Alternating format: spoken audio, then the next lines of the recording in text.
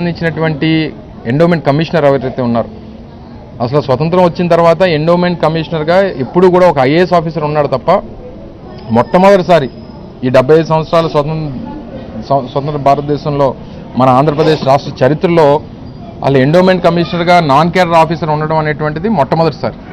కేవలం నీకు బంధుత్వాలు ఉన్నాయనో లేకపోతే మన సొంత మనిషినో తీసుకొని వచ్చి ఒక ఎండోమెంట్ కమిషనర్గా ఒక జూనియర్ ఆఫీసర్ని తీసుకొని వచ్చి రాష్ట్ర స్థాయి పదవి ఇచ్చి మీరు కూర్చోబెడితే ఈ రకమైనటువంటి పరిణామాలు జరుగుతాయి.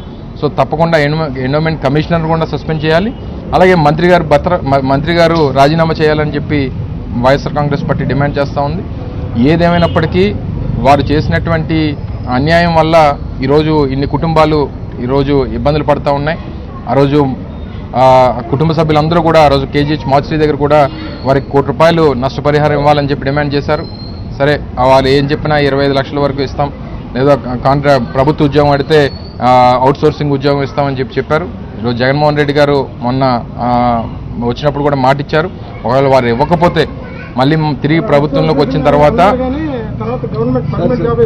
అదే ఇంకా డిమాండ్ ఆ రోజు చెప్పడం, ముందు మేము వచ్చిన రోజు చెప్పడం అయ్యింది. ఏదేమైనప్పటికీ వారు ఏదైతే అవును